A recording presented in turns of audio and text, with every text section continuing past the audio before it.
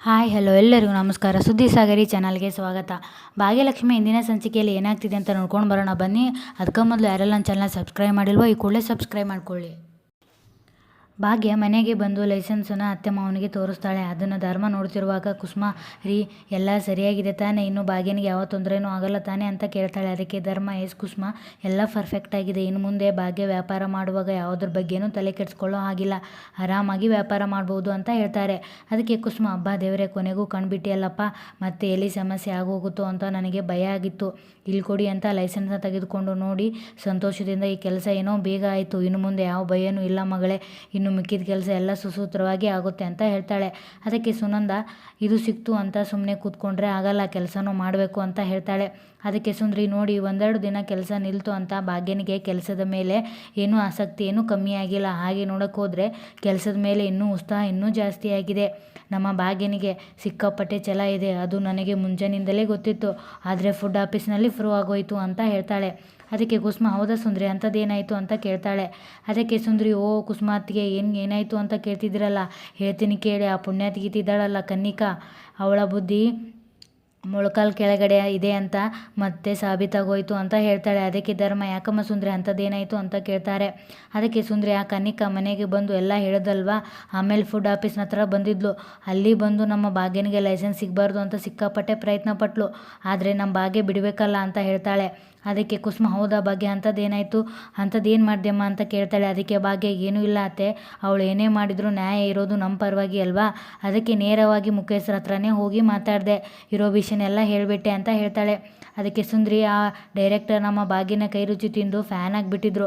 ಹಾಗೆ ನಮ್ಮ ಮನೆಗೆ ಬಂದು ಯಾರೋ ಇನ್ಸ್ಪೆಕ್ಟರ್ಗಳೆಲ್ಲ ಬಂದು ರೈಡ್ ಮಾಡಿದ್ರಲ್ಲ, ಅವ್ರನ್ನೆಲ್ಲ ಕರೆದು ಮುಖಕ್ಕೆ ತುಂಬ ಒಗೆದು ಉಪ್ಪಿನಕಾಯಿ ಹಾಕಿದ್ರು. ಆ ಇನ್ಸ್ಪೆಕ್ಟರ್ನ ಕೆಲಸದಿಂದನೇ ತೆಗೆದು ಹಾಕಿಬಿಟ್ರು ಅಂತ ಹೇಳ್ತಾಳೆ. ಅದಕ್ಕೆ ಧರ್ಮ, ಭಾಗ್ಯ, ಅದಕ್ಕೆ ಹೇಳೋದು ಮಗಳೇ, ಆ ದೇವರು ಯಾವತ್ತೂ ಒಳ್ಳೆಯವ್ರನ್ನ ಕೈ ಬಿಡೋಲ್ಲ ಅಂತ, ಅದಕ್ಕೆ ಇವತ್ತು ಉತ್ತರ ಸಿಕ್ತು ಅಂತ ಹೇಳ್ತಾರೆ. ಅದಕ್ಕೆ ಕುಸುಮ, ಹೌದು, ಪ್ರಯತ್ನಕ್ಕೆ ಫಲ ಯಾವತ್ತೂ ಇದ್ದೇ ಇದೆ, ಅದನ್ನು ಮೀರಿ ಯಾವುದೂ ಇಲ್ಲ, ಇವತ್ತು ಗೆದ್ದಿರೋದು ನಿನ್ನ ಪ್ರಯತ್ನದಿಂದಲೇ ಅಂತ ಹೇಳ್ತಾಳೆ. ಅದಕ್ಕೆ ಭಾಗ್ಯ, ಅಯ್ಯೋ ಅತ್ತೆ, ಹಾಗೇನೂ ಇಲ್ಲ, ಎಲ್ಲ ನಿಮ್ಗಳ ಆಶೀರ್ವಾದ, ಇದರಲ್ಲಿ ನಿಮ್ಗಳ ಪ್ರಯತ್ನವೂ ಇದೆ ಅಂತ ಹೇಳ್ತಾಳೆ. ಅದಕ್ಕೆ ಕುಸುಮ, ಸರಿ, ಈಗ ಒಂದು ಕೆಲಸ ಮಾಡು, ಆದಷ್ಟು ಬೇಗ 30 ಜನಕ್ಕೆ ಅಡುಗೆ ಮಾಡು ಅಂತ ಹೇಳ್ತಾಳೆ. ಅದಕ್ಕೆ ಭಾಗ್ಯ, ಯಾಕತ್ತೆ, ಯಾವುದಾದ್ರೂ ಆರ್ಡ್ರ್ ಬಂದಿದೆಯಾ, ಹೇಗೆ ಅಂತ ಕೇಳ್ತಾಳೆ. ಅದಕ್ಕೆ ಕುಸುಮ, ಅದೆಲ್ಲ ನಿನಗೆ ನಾನು ಆಮೇಲೆ ಹೇಳ್ತೀನಿ, ಈಗ ನೀನು ಹೇಳಿದಷ್ಟು ಮಾಡು, ಬೇಗ ತಯಾರು ಮಾಡು, ಸರಿನಾ, ಹೊತ್ತಾಯಿತು, ಬೇಗ ಬನ್ನಿ ಅಂತ ಹೇಳಿ ಅಲ್ಲಿಂದ ಹೋಗ್ತಾಳೆ. ಇತ್ತ ಕಡೆ ಶ್ರೇಷ್ಠ ಆಫೀಸ್ನಲ್ಲಿ ಭಾಗ್ಯನಿಗೆ ಲೈಸೆನ್ಸ್ ಸಿಕ್ಕ ವಿಷಯ ತಿಳಿದು ಏನಾಗಬಾರ್ದು ಅಂದ್ಕೊಂಡಿದ್ನು ಅದೇ ಆಗ್ತಿದೆ, ಡ್ಯಾಮಿಡ್ ಅಂತ ಸಿಟ್ಟಿನಿಂದ ತಾಂಡವ್ ಹತ್ರ ಬರ್ತಾಳೆ. ಅದಕ್ಕೆ ಯಾಕೆ ಶ್ರೇಷ್ಠ, ಏನಾಯಿತು ಅಂತ ಕೇಳ್ತಾನೆ ತಾಂಡವ್. ಅದಕ್ಕೆ ಶ್ರೇಷ್ಠ, ನಾನು ಏನು ಅಂದ್ಕೊಂಡಿದ್ನೋ ಅದೆಲ್ಲ ಹಾಳಾಯಿತು, ನಮ್ಮ ಪ್ಲ್ಯಾನ್ ಎಲ್ಲ ಹಾಳಾಗೋಯ್ತು ಅಂತ ಹೇಳ್ತಾಳೆ. ಅದಕ್ಕೆ ತಾಂಡವ್, ಏನು ಪ್ಲ್ಯಾನು ಅಂತ ಕೇಳ್ತಾನೆ. ಅದಕ್ಕೆ ಶ್ರೇಷ್ಠ, ಅದೇ ತಾಂಡವ್, ಭಾಗ್ಯನಿಗೆ ಲೈಸೆನ್ಸ್ ಸಿಗಬಾರ್ದು ಅಂತ ಅಂದ್ಕೊಂಡಿದ್ವಲ್ಲ, ಲೈಸೆನ್ಸ್ ಸಿಕ್ತಂತೆ ಅಂತ ಹೇಳ್ತಾಳೆ. ಅದಕ್ಕೆ ತಾಂಡವ್ ಗಾಬರಿಯಾಗಿ, ವಾಟ್ ಡ್ಯಾಮಿಡ್ ಅಂತ ಹೇಳಿ, ಅಲ್ಲ ಆ ಕನ್ನಿಕಾ ಏನು ಮಾಡ್ತೀನಿ ಅಂತ ಹೊರಟಿದ್ಲಲ್ಲ, ಅದು ಏನಾಯಿತು ಅಂತ ತಾಂಡವ್ ಕೇಳ್ತಾನೆ.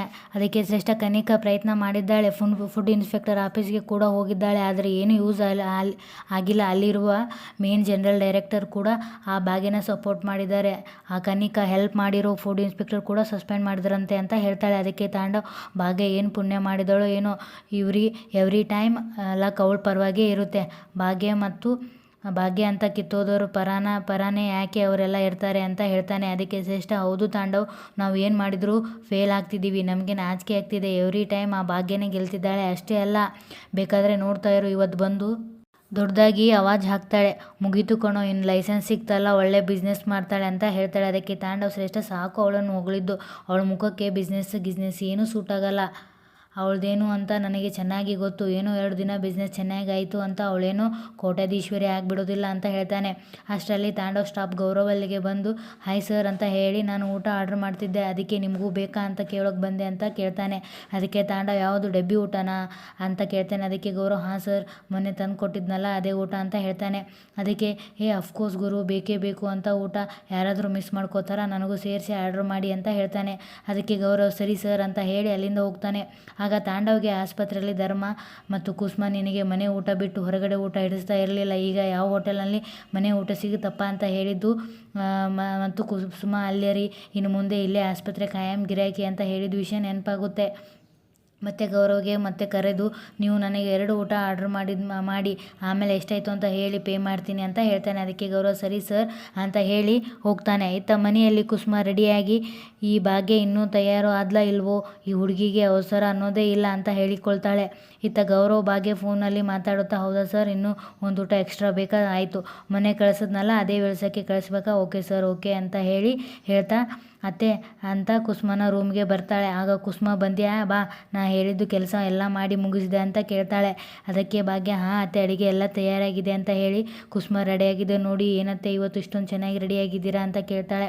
ಅದಕ್ಕೆ ನಾನು ಚೆನ್ನಾಗಿ ಕಾಣಿಸ್ತಿದ್ದೀನಾ, ಹೇಗಿದೆ ಎಲ್ಲ ಸರಿಯಾಗಿದೆ ತಾನೇ ಅಂತ ಕೇಳ್ತಾಳೆ. ಅದಕ್ಕೆ ಭಾಗ್ಯ ತುಂಬಾ ಚೆನ್ನಾಗಿ ಕಾಣಿಸ್ತಿದ್ದೀರಾ ಅತ್ತೆ ಅಂತ ಹೇಳ್ತಾಳೆ. ಅದಕ್ಕೆ ಕುಸುಮ ಹೌದಾ ತುಂಬ ಥ್ಯಾಂಕ್ಸ್, ನಾನು ಚೆನ್ನಾಗಿ ಕಾಣೋದು ಇರಲಿ, ಈಗ ನೀನೇನು ಮಾಡ್ತೀಯ ಅಂದರೆ ಒಂದು ಒಳ್ಳೆಯ ಸೀರೆ ಉಟ್ಕೊಂಡು ಜಮ್ ಅಂತ ರೆಡಿಯಾಗು ಅಂತ ಹೇಳ್ತಾಳೆ. ಅದಕ್ಕೆ ಭಾಗ್ಯ ಅತ್ತೆ ನಾನು ರೆಡಿಯಾಗಬೇಕಾ ಅಂತ ಕೇಳ್ತಾಳೆ. ಅದಕ್ಕೆ ಕುಸುಮ ಹೌದು ನೀನೇ ಅಂತ ಹೇಳ್ತಾಳೆ. ಅದಕ್ಕೆ ಭಾಗ್ಯ ಅಲ್ಲ ಅತ್ತೆ ಯಾವ ಕಡೆ ಹೋಗ್ತಿದ್ದೀವಿ, ಯಾಕೆ ತಯಾರಾಗೋಕೆ ಹೇಳ್ತಾ ಇದ್ದೀರಿ ಅಂತ ಕೇಳ್ತಾಳೆ. ಅದಕ್ಕೆ ಕುಸುಮ ಅದೆಲ್ಲ ಆಮೇಲೆ ಹೇಳ್ತೀನಿ, ನಾವು ಯಾರಿಗೂ ಕಡಿಮೆ ಇಲ್ಲ ಅನ್ನೋದನ್ನು ತೋರಿಸ್ಬೇಕು, ಈಗ ನಾನು ಹೇಳೋದನ್ನ ಬೇಗ ಮಾಡಿ ಹೋಗು ಅಂದರೆ ಹಾಗೆ ನಿಂತಿದೆಯಲ್ಲ ಅಂತ ಕೇಳ್ತಾಳೆ. ಅದಕ್ಕೆ ಭಾಗ್ಯ ಹೋಗ್ತೀನಿ ಅತ್ತೆ ಅಂತ ಅಲ್ಲಿಂದ ಹೋಗ್ತಾಳೆ. ಆಗ ಧರ್ಮ ಬಂದು ಭಾಗ್ಯನಿಗೆ ಏನು ಮಗಳೇ ನಿಮ್ಮ ಅತ್ತೆ ವಿಶ್ವಸುಂದರಿ ಎಲ್ಲಿಗೋ ರೆಡಿಯಾಗಿದ್ದಾಳೆ, ಅಷ್ಟೊಂದು ಊಟ ರೆಡಿ ಮಾಡೋಕ್ಕೆ ಹೇಳಿದ್ದಾಳೆ, ಏನು ಅತ್ತೆ ಸೊಸೆ ಪ್ಲ್ಯಾನು ಅಂತ ಕೇಳ್ತಾನೆ. ಅದಕ್ಕೆ ಭಾಗ್ಯ ಮಾವ ನನಗೂ ಏನೂ ಅರ್ಥ ಆಗ್ತಿಲ್ಲ, ಬೇಗ ಹೋಗಿ ರೆಡಿಯಾಗಿ ಬಾ ಅಂತ ಹೇಳಿದರು, ಎಲ್ಲಿಗೆ ಯಾಕೆ ಅಂತ ಒಂದು ಗೊತ್ತಿಲ್ಲ ಅಂತ ಹೇಳ್ತಾಳೆ. ಭಾಗ್ಯ ಮಾತುಗಳನ್ನು ಕೇಳಿಸ್ಕೊಂಡು ಕುಸುಮ ಭಾಗ್ಯ ಏನದು ಗುಸುಗುಸು, ಬೇಗ ಹೋಗಿ ತಯಾರಾಗು ಅಂತ ಹೇಳ್ತಾಳೆ. ಅದಕ್ಕೆ ಭಾಗ್ಯ ಹೋಗ್ತಾ ಇದ್ದೀನಿ ಅತ್ತೆ ಅಂತ ಹೇಳ್ತಾಳೆ. ಇತ್ತ ಕಡೆ ಪೂಜಾ ಆಟೋದಿಂದ ಬಂದು ಒಂದು ರೆಸ್ಟೋರೆಂಟ್ ಮುಂದೆ ಇಳಿತಾಳೆ. ಅಲ್ಲಿ ಕಿಶನ್ಗೆ ಏನಾಗಿದೆ, ಹುಚ್ಚುಗಿಚ್ಚು ಹಿಡಿದಿದ್ದೆ, ಯಾಕೆ ಇಲ್ಲಿಗೆ ಬರೋದಕ್ಕೆ ಹೇಳಿದ್ದಾನೆ, ಬೆಳಗ್ಗೆಯಿಂದ ನಾನು ಜಿಮ್ನಲ್ಲಿದ್ದೆ, ಅವಾಗೇನೂ ಹೇಳೇ ಇಲ್ಲ, ಹುಚ್ಚು ನನ್ನ ಮಗ, ಇವಾಗ ನೋಡಿದ್ರೆ ಇಲ್ಲಿಗೆ ಬರೋದಕ್ಕೆ ಹೇಳಿದ್ದಾನೆ, ಒಳ್ಳೆ ತಿಕ್ಲು ನನ್ನ ಮಗನ ಸಾಹಸ ಆಯಿತು ಅಂತ ಒಳಗಡೆ ಬರ್ತಾಳೆ. ಅವಳು ಒಳಗಡೆ ಬಂದುದನ್ನು ನೋಡಿ ಕಿಶನ್ ಬನ್ನಿ ಇಲ್ಲೇ ಬನ್ನಿ ಬಾ ಅಂತ ಪೂಜೆಗೆ ಹೇಳ್ತಾನೆ. ಪೂಜಾ ಬಂದು ಅಲ್ಲ ಮನೆಗೆ ಹೋಗೋ ಟೈಮಲ್ಲಿ ನಾನು ಇಲ್ಲಿಗೆ ಯಾಕೆ ಬರೋದಕ್ಕೆ ಹೇಳಿದೆ ಅಂತ ಕೇಳ್ತಾಳೆ. ಆಗ ಕಿಶನ್ ಗಡಿಯಾರ ನೋಡಿಕೊಂಡು ನಿನಗೆ ಮನೆಗೆ ಹೋಗೋದಕ್ಕೆ ಇನ್ನೂ 1 hour ಟೈಮ್ ಇದೆ, ಅದಕ್ಕೆ ಇಲ್ಲಿಗೆ ಬರೋದಕ್ಕೆ ಹೇಳಿದೆ ಅಂತ ಹೇಳ್ತಾಳೆ. ಅದಕ್ಕೆ ಪೂಜಾ ಅಷ್ಟಕ್ಕೂ ನನಗೆ ಇಲ್ಲಿಗೆ ಬರೋದಕ್ಕೆ ಯಾಕೆ ಹೇಳಿದೆ, ನಾನು ಅಲರ್ಟ್ ಆಗಿರೋದು ಜಿಮ್ಗೆ ತಾನೆ ಅಂತ ಹೇಳ್ತಾಳೆ. ಅದಕ್ಕೆ ಕಿಶನ್ ನೋಡು ಬಾಸು, ನಾನು ನಿನ್ನ ಜಸ್ಟ್ ಎಂಪ್ಲಾಯ್, ನಾನೇನು ಹೇಳ್ತೀನೋ ಜಸ್ಟ್ ಆ ಕೆಲಸ ಮಾಡಿ ನೀನು ಮಾಡಬೇಕು ಅಷ್ಟೇ, ಇಲ್ಲಿ ಒಂದು ಮೀಟಿಂಗ್ ಇದೆ ಅದಕ್ಕೆ ನಿನ್ನ ಇಲ್ಲಿ ಬರೋದಕ್ಕೆ ಹೇಳಿದ್ದು ಅಂತ ಹೇಳ್ತಾನೆ. ಅದಕ್ಕೆ ಪೂಜಾ ನಾನು ರಿಸೆಪ್ಷನಿಸ್ಟು, ನಾನು ಈ ಜಿಮ್ನಲ್ಲಿ ತಾನೇ ಇರಬೇಕು ಅಂತ ಕೇಳ್ತಾಳೆ. ಅದಕ್ಕೆ ಕಿಶನ್ ನನ್ನ ಜೊತೆ ಕೆಲಸ ಅಂತ ಹೀಗೆ ಇರುತ್ತೆ, ನಿನಗಿಷ್ಟ ಇದ್ದರೆ ಮಾಡ್ಬೋದು, ಇಲ್ಲಾಂದರೆ ಕೆಲಸ ಬಿಟ್ಟು ಹೋಗ್ಬೋದು ಅಂತ ಹೇಳ್ತಾನೆ. ಅದಕ್ಕೆ ಪೂಜಾ ಆಯಿತು ಅದೇನು ಕೆಲಸ ಹೇಳು ಮಾಡ್ತೀನಿ ಅಂತ ಹೇಳಿ ಕುರ್ಚಿಯ ಮೇಲೆ ಕುತ್ಕೊಳ್ಳಲು ಹೋಗ್ತಾಳೆ. ಅದಕ್ಕೆ ಕಿಶನ್ ಏನು ಕುತ್ಕೋತಾ ಇದೆಯಾ, ರೆಸ್ಟ್ ಮಾಡೋಕ್ಕೆ ಬಂದ್ಯಾ ಹೇಗೆ ಅಂತ ಕೇಳ್ತಾನೆ. ಅದಕ್ಕೆ ಪೂಜಾ ಮೀಟಿಂಗ್ ಶುರು ಆಗೋ ತನಕ ಏನೇನು ಕೆಲಸ ಇದೆ ಅಂತ ಕೇಳ್ತಾಳೆ.